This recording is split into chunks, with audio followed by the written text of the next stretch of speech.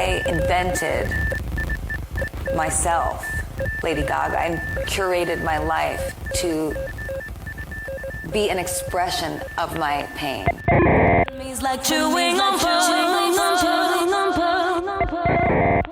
Hi, Tom. Hi, Patrick. I'm Patrick. And I'm Tom. And this is Chewing on Pearls, the show where we dissect and decipher Lady Gaga's chameleonic career and its impact, one pearl at a time. So today we will be doing a deep dive into a more historical aspect of Gaga's career, not current events. We're going to be discussing moments that Lady Gaga, of course, a famous blonde, has presented herself with black hair throughout her career. Not brunette hair, but black hair. We'll be talking wigs versus dye jobs and tracking notable black-haired appearances chronologically. This list is not exhaustive, but rather a curated collection of moments we feel support our thesis, which is... When Gaga wears black hair, she distances herself from the iconic blonde pop star she manufactured, sold to us as authentic, and ultimately integrated into her identity. In doing so, she recalls the canvas that she was before building her image as Lady Gaga, often using the vulnerability of this version of herself to refer to painful, private occurrences in her life. Damn. Or her past. Or her past. We did write that. And we meant it. And we meant it. I guess to start, we called Lady Gaga a notable blonde because when she debuted in 2008, she was very much so blonde. And she maintained that blondness for that first phase of her career. But it's important to note that she is naturally quite dark-haired. Maybe not black-haired, but really dark brown hair that can read as black. Yeah, so I think the reason why we're talking about this now is in the context of LG7 and what we've kind of been teased so far. Yeah. There was a very notable appearance of Gaga at the Chromatica Ball premiere where she showed up with black hair with like a little micro bang and everyone lost their mind. Yeah. Us included. Haven't seen her in black hair in a minute. And then the past month or so, she's been kind of teasing these like black hair generative moments where she's like working in the studio or like posting a selfie or even teasing the Bruno collab with black hair where we were like, is she going to have black hair in the video? And then it was like something totally different. But it got us thinking about, okay, so what does Gaga with black hair mean and the greater scheme? Yeah, and I think exploring that through some of these key moments will help support our thesis, which Patrick just read, and also kind of help give more context to the few times that she actually has worn black hair. Like, it's not super frequent. It is a rarity, and that's why it's worth talking about. And that's why we think it means something. Perhaps the first notable moment that Gaga wears black hair, a black wig, is for the Fame Monster in 2009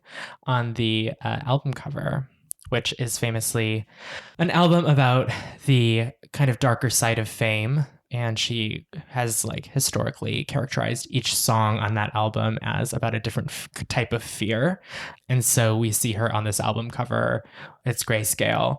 And she has this kind of crazy black wig on and some tears coming down her cheek, quite like the Vogue cover that we discussed in the last episode where she has a tear coming down her cheek. And there's kind of a forlorn look in her eyes. Yeah, and there's a quote here from Gaga on her label fighting with her about this image. And she says, "My record label didn't want to put out that photo with the brown hair." Brown? Huh. It was World War III. They were like, "It's confusing. It's too dark. You look gothic. It's not pop." And I said, "You don't know what pop is because everyone was telling me I wasn't pop last year. And now look. So don't tell me what pop is. I know what pop is. I fought and fought and fought. And I actually ended up having 2 covers because I wanted to do this yin and yang presentation." Because the famously known cover of the Fame Monster, she has that blonde kind of triangle wig on. Yes. And she says, talking about the fans, saying, "I really don't like the blonde one, but the brown one is fucking sick. They love it." and I know what they love, so I make it for them. I don't care what anybody else wants. Thanks, Gaga. Thanks for giving us this cover. She knew. Again, after the Fame era, what's notable about the Fame monster having this dark hair on the cover, the black hair, even if it's a brown wig, it reads as black in the image, is just that the Fame era was about that pursuit of fame, that faking it until you make it, that kind of longing for luxury and for like your love life to feel like you're famous and all of that stuff. And now she's talking about the darker side of fame, and she's kind of evoking her pre-fame self, which is just funny because it's like why, when you're talking about the darker side of fame, are you evoking your non-famous self? But I think it just kind of supports our thesis in that the dark hair is sort of a more vulnerable way for her to present herself. And it's interesting that it looks so wiggy in the context, because the general public had only really known her as a blonde. Yeah. And this is the first moment where it's like, no, I mean, this is actually more of what the hair coming out of her head looks like. Yes. Yeah. I just love that phenomenon of like, you have dark hair growing out of your head that has been dyed blonde a billion times. And then on top of that, you have a dark wig. Like what is like, it just kind of speaks to like, I mean, again, like we were talking about wigs versus dyeing, and it's like the wig is something you can take off. And this wig is wiggy. It's so wiggy. I mean, like even looking at it, it's like, girl, where'd they get this wig? But I think that's also part of it too. It's far from human. The way that it's styled too. And it's kind of this like you said, this forlorn, like she knew that not everyone would hear the music on the Fame Monster and understand that this is about fear of sex, fear of love, fear of your addictions, fear of pain, fear of loss, because Telephone is on this album. Yes. So she is like, I need to communicate the concept. Yeah. And notable that the other cover, the one that she felt like she was forced into, has her physically silencing herself with the jacket. Very notable. I'm like staring at this image now, and it's an image I've seen now for years and years, 15 years. And I'm staring at it, and it's like I'm seeing it for the first time again. Like she's staring into my soul. She really is. It's really evocative of some pain and darkness. Yeah. And what's interesting is the rest of the era doesn't really have any kind of dark hair play. Yeah. She was like very platinum blonde for this. She was kind of doing a Marilyn thing with her hair. Pin curl. Yeah. We could get into that about, Marilyn and her relationship to fame. I also just wanted to bring up... Sorry. Exactly. Marilyn. I do think, like, as an aside, quickly, I just want to bring up a conspiracy theory that there was an artist in New York City named Lina Morgana who was what some would say kind of like avant-garde pop artist from the underground who people think Lady Gaga stole all of her concepts from, and she was a noted dark-haired girl and potentially murdered. Yeah, people think that's the big conspiracy. People think she like pushed her off a roof. Yes, and like took her producers, like she was like writing songs for Lena at one point, and like she ended up dying, and so her family, they don't think that she murdered Lena, but they think that she stole all of Lena's ideas, and the lore of this image calls back to that because a lot of people are like, oh, she's Gaga on the blonde cover and she's Lena on the dark haired cover. And I'm thinking now, like, that's kind of like, killing people is wrong, not acceptable. This is her. She actually was confessing to the murder of Lena Morgana through this album cover. Gaga. Yeah, I think this is perfect proof of what we're kind of getting at here. Yeah. And so if we're going chronologically, and again, we're not going to talk about every single moment, but we're going to talk like kind of largely about album cycles and parts of her career where dark hair, black hair has made an appearance. And it's notable that throughout the Born This Way era, so we're talking like 2011, 2012, we see this kind of blonde with black Cruella drag, as she was calling it, which is interesting because Born This Way as an album, not only is it about this kind of empowerment and identity and feeling othered and persecuted, but knowing that, you were born this way and being born brave and wearing your identity with pride. It also talks about all of the pain associated with kind of carving that identity out. And it's interesting that, you know, rebirth and reinvention was kind of like a topic that was very of mind when Gaga would speak about the album. And I think it's interesting to think about her hair being split between these two worlds of like the pain of who she once was or maybe still is, and the icon that she is creating herself to be. Yeah, like Born This Way being about radical self-acceptance, not even self-love, but self-acceptance.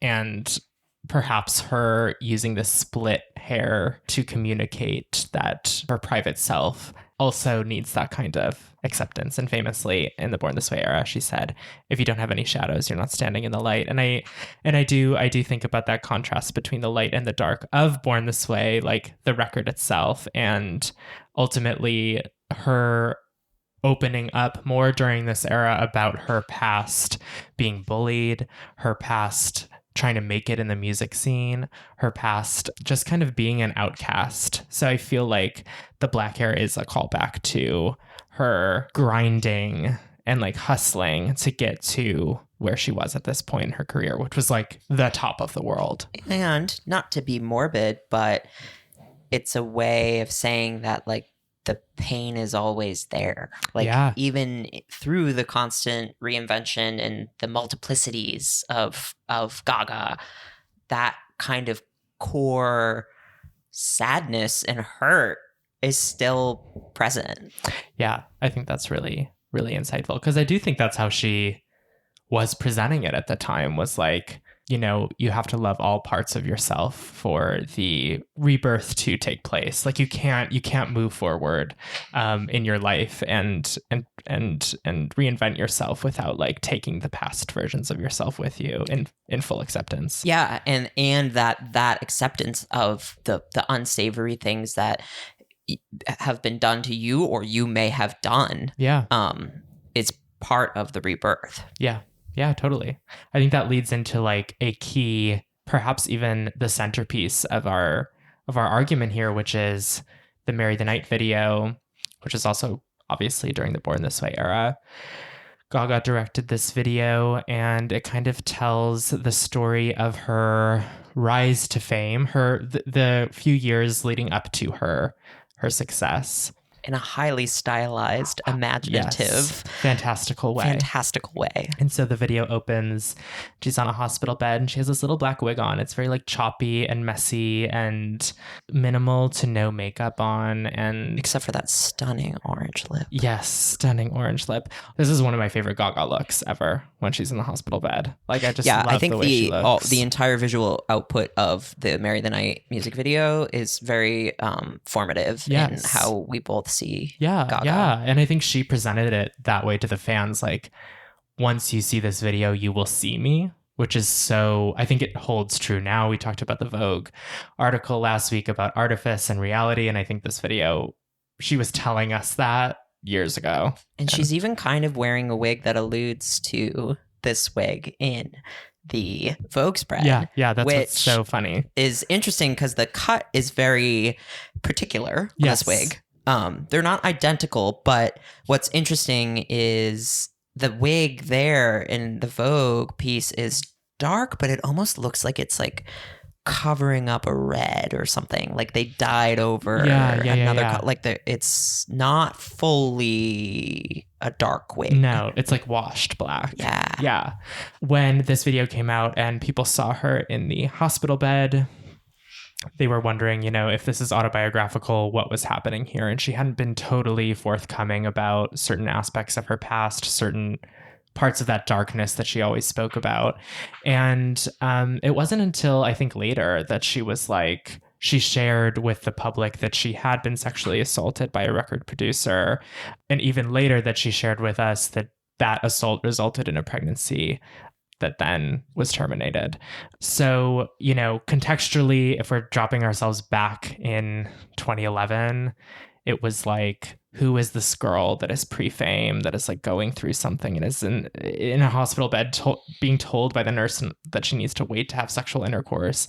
And then looking back now, knowing what we know, it really does support what we're talking about when we're talking about black hair Gaga. I remember sitting in the library in high school watching this video with a friend and us kind of going frame by frame and really dissecting, and my friend being like, she had an abortion, and me being like, I think it's a metaphor for the album that she was developing before she got dropped by Def Jam, and that was the baby that never came. Yeah. Which I guess it's still an arguable It's- reading of the video. Yeah, I mean, it's funny, like at that time, again, playing with artifice, playing with truth, and not knowing how much liberty she was taking with like the storytelling of her past, and then knowing now that there was something very literal. Like she's showing us a very literal, despite wearing Calvin Klein, depiction of like being in a hospital after something like that. And she's not wearing black hair symbolically in this scene. She had dark hair when this happened to her. Right. It's autobiographical, truly, that she is it's wearing more this rooted hair. in reality. Yeah. But then she dyes it. She dyes the wig. Yes, exactly. In the video, she ends up dyeing the wig blonde and gives us that story. But Has the infamous Cheerio mental breakdown. yeah, one day we'll do a really deep dive into that video because it tells you everything you need to know. One day we will do a historical reenactment Oh my god, of that video. But yeah, I think this moment in her oeuvre Work. is crucial. It's important. It's important to understanding her as a person, as an artist. And again, we hadn't seen her that much with fully black hair. So to see her with minimal makeup and this wig was like, oh my God, like this is Stephanie. Yeah. I think that's huge. Another notable dark hair appearance, which we're not going to really unpack today, the infamous Joe Calderone drag of it all. Yeah. Which Joe has black hair, but we'll unpack that in a later episode. Yeah, she's not representing herself, Right. so I feel like it's for another time. Also, something to mention, not necessarily black, but Gaga did have brunette hair when she unfortunately suffered her hip injury and was being rolled around in her 14 karat gold Louis Vuitton wheelchair. Yeah, between the while she was writing Art Pop during the Born This Way ball, she had that brunette hair. Yeah, I mean, if we're going to analyze that like with our thesis, it's kind of like if black is vulnerability and pain and like artist as canvas, and blonde is like super mega public star, then maybe brown is somewhere in between. Yeah, I love that. Rolling right along, we enter the art pop era, which, when we were doing research for this episode, is actually the most dark hair heavy era that we had, which kicks off with the Applause music video, which we adore. Absolutely love. She's got black hair in a couple notable scenes. The scene of her kind of writhing around in the little lingerie set on the mattress. Mm-hmm. She's got dark hair. The scene of her popping out of the top hat, trying to catch knives with her mouth.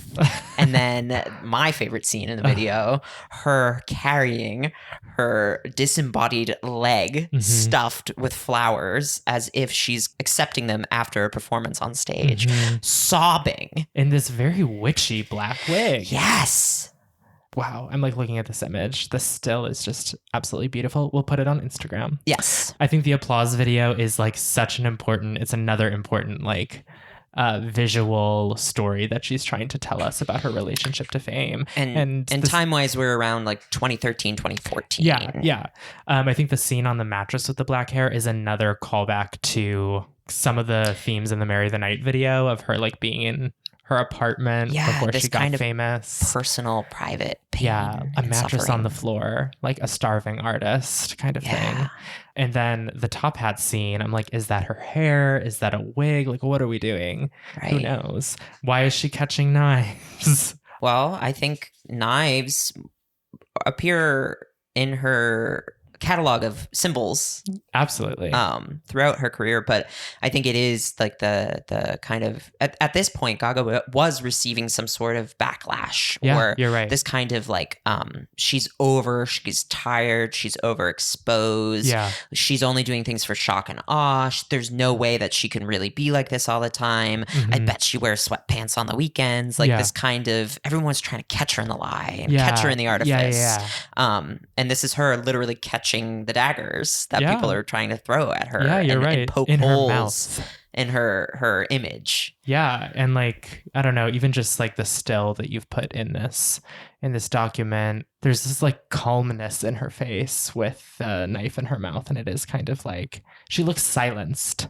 Yeah. And I think that's a huge, for those that know the art pop era, complex and complicated time. But I think she was feeling very silenced by her label, by her manager at the time, and kind of by the culture, like you're saying.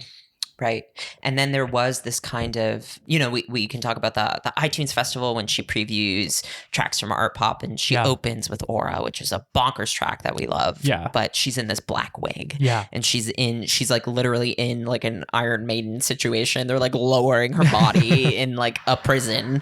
So I think that kind of black wig in a blunt bang with the literal knife, like it's not giving pop diva.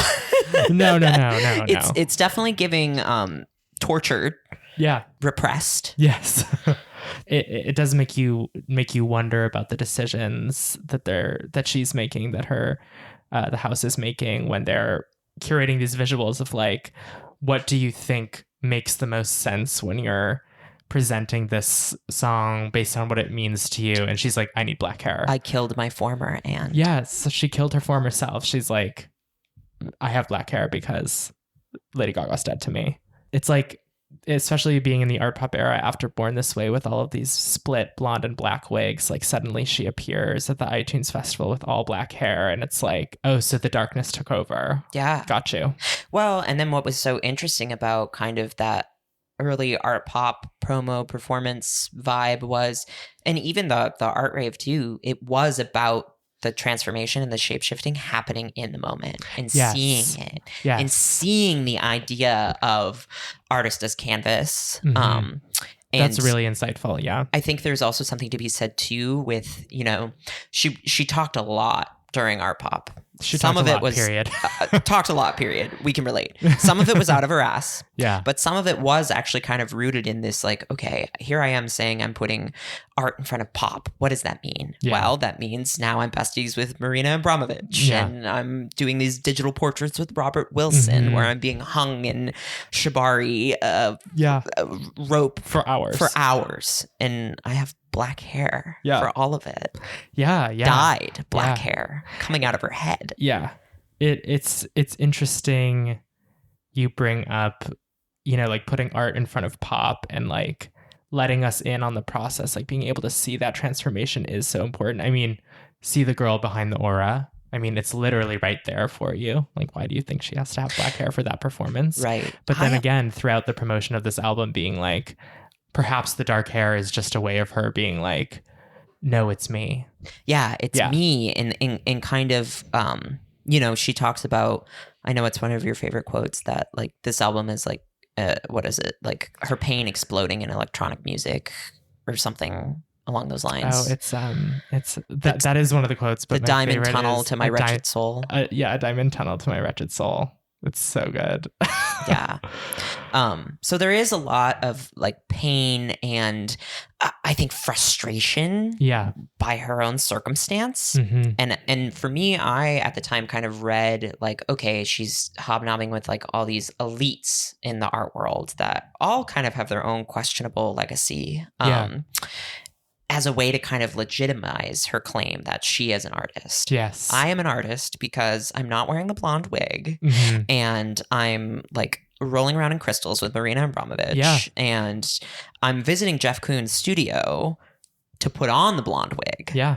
But I have brunette hair right now. Yeah. Yeah, and many of the examples that we've listed as well, besides the Fame Monster cover, very minimal makeup when she's wearing black hair. Like her face is so on display in this way. Like Born This Way had such dramatic makeup looks, and then here in some of the examples we're talking about, like you see her face, and I think that's that vulnerability showing through.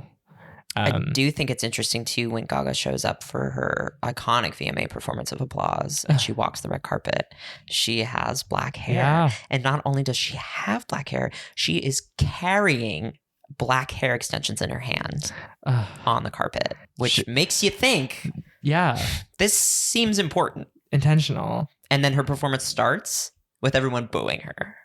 Yeah. So she's in her feelings. Yeah. I don't know, like using the new era and the backlash she was receiving to sort of relive her first rejection. Yeah. She's like, I've been through this before and y'all haven't even seen it. Yes. If you want me to be a loser again who isn't as famous or popular as I've become, I can be that girl. And I'll go back and I'll hit the books. Mm-hmm. Exactly. We're not talking about brown hair, but I just thought of this and thought I'd share. In the GUI video at the very beginning, she's kind of like a fallen angel, a fallen bird, and she has this long, witchy brown hair with an arrow through her hip, of course. Which, if that was in grayscale, would look black. Yeah. Like, is that the same wig? Like, what are we doing? It is giving wiggy. Yes. And I think like, again, like we're talking about black hair specifically relating to pain, trauma, to like her as the canvas before Lady Gaga was created. But like that brown hair, we'll get there. But like there's something there too. Yeah. I think to sum up this kind of chunk of her career, art pop, I think, was a very volatile period of her life, personally and professionally. There was a lot going on behind the scenes in terms of like her management and her relationships with her family, her relationships with her partner at the time, To her art, her relationship with her own self-image. Yeah. And kind of like having the first moment where it's like, oh, I don't think I'm in my imperial phase anymore. Yeah. Like, and kind of seeing her deal with that in the moment and through her artistic lens. Yeah. And like most things that cause rigmarole and controversy, they over time reveal themselves to be pretty insightful and evocative of like the time. Like Gaga really put herself out there in a way with art pop that was such a big swing that now just feels so run of the mill for every pop diva putting out an album. Art pop is brat. That's what you're getting at. Like, yeah. Art pop is like, it is this like statement around volatility. I mean, it like kind of takes Born This Way one step further, where if she was talking about, you know, the dark parts of your soul need to be accepted too, like art pop is like, this is how we accept them, like party through the pain kind of vibes, you know, like that kind of like party chaos. Until you are nauseous. Yes, party nauseous. Such an important era, and we have so much more to say about art pop. And we'll get there. Every little piece of it, every little pearl, even the dirty ones. Oh, yeah. Rolling along. This is kind of I think it's still connected because we're talking about 2014. We're talking about Gaga touring the art rave, and we're also talking about Gaga, you know, post kind of lukewarm general reaction to the album. Yeah. It was like, this was the time where it was like you had to stand 10 toes down if you loved this woman. Yeah. Because people were flipping. This is where if you were a monster at this time, you started to feel kind of alone. Yep. And it was like, you like her? Yeah. And like, oh, yeah. Is she okay? Yeah. She's over. Right. And so this is where Gaga and Tony's relationship really starts to develop beyond kind of their initial reaction. Yeah. Not the lady is a tramp. Their initial relationship. Yeah. Yes. And she is a black haired diva for most of the early cheek to cheek era. Yeah. I mean, she presents herself on the cover that way. On tour, she is wearing these like jazz punk looks as she's touring. She's finishing the art rave tour and gearing up for Cheek to Cheek. And, you know, she's doing all this like press with Tony, and she's showing up to these events with dark hair. Yeah. And I read this as kind of a return to Gaga in her youth, as she's talking about, like, when I was 13, seeing Lush Live as a jazz singer. And it's like, okay, yeah, sure. Yeah. But it is kind of this like fusing of Lady and Gaga as a way to kind of rehabilitate. So if art pop was like artist as canvas Gaga, this is musician Gaga. Yes. I think the jazz punk looks were some of my favorite ever. I think that you're speaking to that like combination of like the art rave sensibilities with some eyebrow jewels and like some like raver looks, weirdly. Yeah, but it feels very youthful and teen. Yes. Like, but then with these like kind of like old Hollywood updos and like vintage Halston. Yeah. But then like a Metallica t-shirt and like but like a great Louboutin on, like it just such an interesting blend. And I think you're right, like speaking to her relationship to jazz, she perhaps needed to embody some of that Stephanie to feel authentic in that. Yeah, and to give the performances that she gave that kind of legitimized her as like a contemporary jazz singer.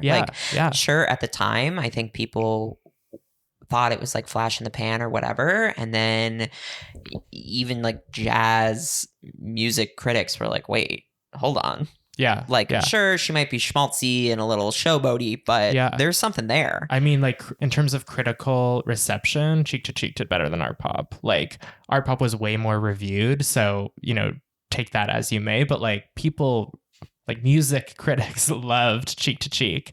And I think the other part of it is you do one duet with Tony Bennett, The Lady is a Tramp, on his duets album, and you can show up however you want because you're doing one song. But when you're going to record an album with someone, like Tony had to be introduced to like Stephanie, you know what I mean? Like he had to see her. Yeah, and she had to think about, since visual presentation is so part of her brand, how did she want to present herself?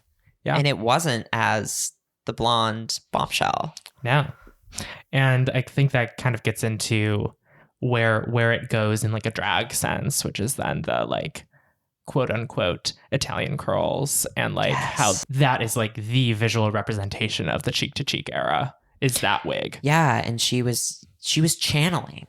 Yeah. She was channeling these women in jazz. She was channeling her past and her pain, and trying to, yet again, as we said in the intro, you know, she sold us this pop artist, this blonde megastar as authentic, and now she's reintroducing herself as the authentic musician. Yeah, wearing the most obscene wig on her head. Yes, like totally. It's like she wants us to think that she took the blonde wig off and those curls popped out. Yeah. Like if you can, she would wear like a beautiful gown, but with that hair. And it's like, if you can get past that and hear my voice, then this is for you, you know? Like it was still kind of like challenging the public eye, that wig, in a sense. She's also kind of channeling Cher and Moonstruck a bit, and like she would call them Italian curls, but it's like, do Italian girls have curls that like go like 6 inches off of their head? Right. Yeah, a little questionable, but like, you know, it was all part of that kind of reinvention that she needed at the time. And I think that's a great kind of summation of like 2014, 2015. Yeah. A little questionable sometimes. Yeah, just a little like, what's going on, girl? But we love you. And then notably, just to throw it in here, when Gaga performs the last art rave and she goes out in Paris in the iconic look, that's like the fucking sea urchin. Yeah, we'll put that on the Instagram. It all. She's got black hair. Yeah. A little bun, a little bang, a little black lip. Is it a blue lip? Black lip? No, it's black. Yeah, it's black. Oh, God, it's so good. I don't know what that is. It's like she was really communicating that at the art rave, she was putting Gaga on. Yes. And I think she really felt that separation between her public and private persona the strongest in this time. Like, I think there was a huge schism between Yeah, those it almost identities. felt like, let's finish this tour so Mhm. I can get back to Tony. Yeah. It did. She was running through it, I think, at And one she point. has said many times now that like Tony Bennett has saved her life, and Yeah. Rest Tony in and peace, his Tony. ailments and the dynamic of their relationship changed. But I feel like this was the time where he was really giving her those conversations that she needed. Yeah. About navigating stardom and like protecting herself and her personhood. Yeah. I think it also like brought out a kind of like nurturing part of her as well. Like if you watch some of the interviews they did pre Cheek to Cheek, just she was also looking out for him. And like there was kind of like a sense of responsibility that she had to this legend as well. And I think that was important for her to like be like, your actions reflect on this person now too, right? Who you have so much respect for. And she didn't want it to be seen as her using him. Right. Like their relationship was rooted in an authentic connection. Totally. And it's evident now, but at the time, questioned. Yeah, she needed it then. Everyone else was keeping her at an arm's length. Something can be a smart career move and also like just the natural thing that feels like the right thing to do too. It speaks for itself. And then we moved into a period of absence of notable black hair looks, kind of. Yeah. During Joanne, A Star Is Born, Chromatica. Yeah, totally. I mean, even like, Chromatica, when she had like pink hair, people were like, and that was crazy to people because like Joanne in A Star Is Born was nothing. She had brunette hair as a character in A Star Is Born, but like seeing her in colored hair to me is less shocking than black hair. Totally. Like because hair, we can dig through the archives and look at Gaga with pink and lavender and blue and yellow and teal. Yeah. So that's why we're talking about this now, is because of these moments that we're seeing her in these like stringy black wigs, very wiggy looking wigs, as you would put it, as we approach the imminent release of like the LG7 lead single, LG7 next year, some special project. We're getting this Gaga as she's showing up to the Venice Film Festival, so grounded, so serious. But notably very blonde. Very blonde, wearing all black. Yeah. So it's just interesting. It's almost like she's toying with us now, where it's like when we see the black hair, is that LG7? Yeah. Or is that her in a generative state? Yes. Making LG7? Yeah. Like, will it be presented to us that way? Yeah. And I think that just gets into like a conversation that we will have another day, which is not just when she has black hair, but when she wears black clothes, and how that also acts as a canvas. Like, we know she's in a generative state when she's wearing dark clothes because she's like in the studio, like the pre-eras of it all. Like, we'll get there. Yeah.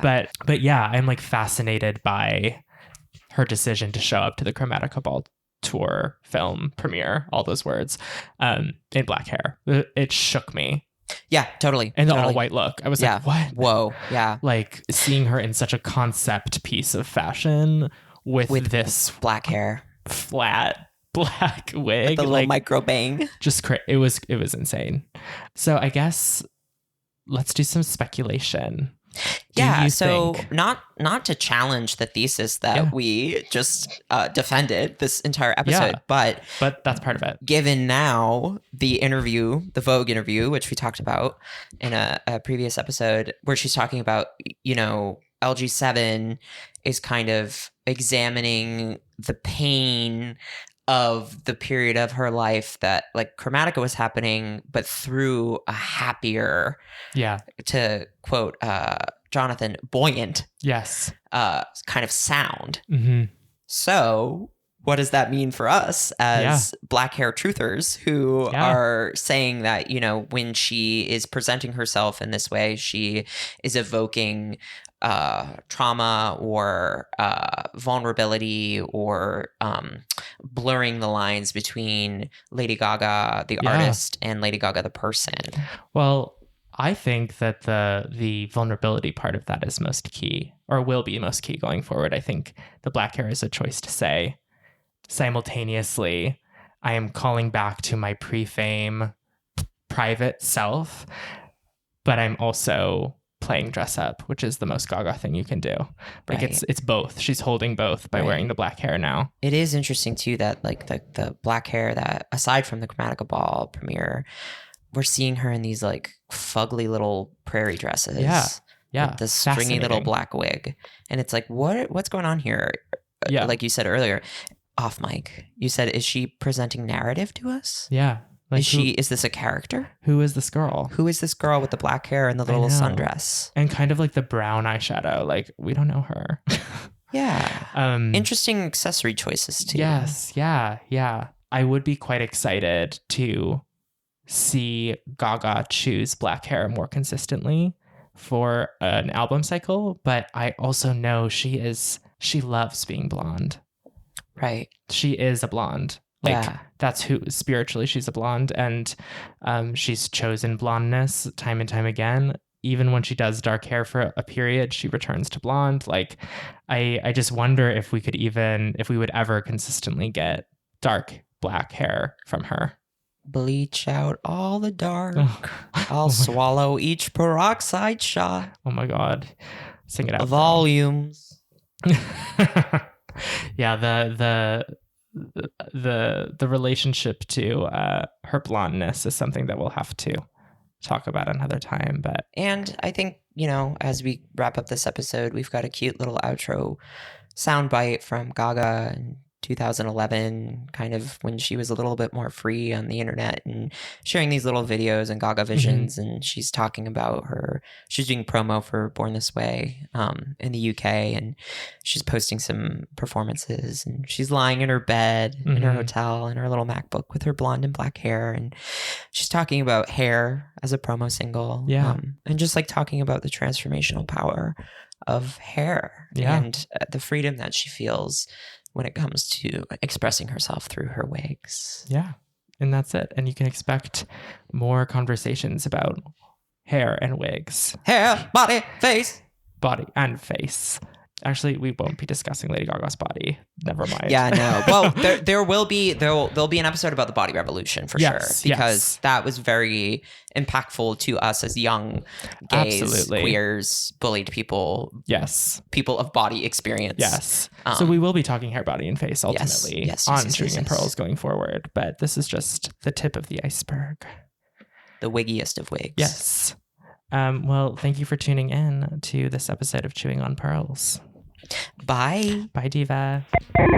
I hope I die living just as free as my hair. I find liberation in my ability to change my wigs as much as I do. Like chewing on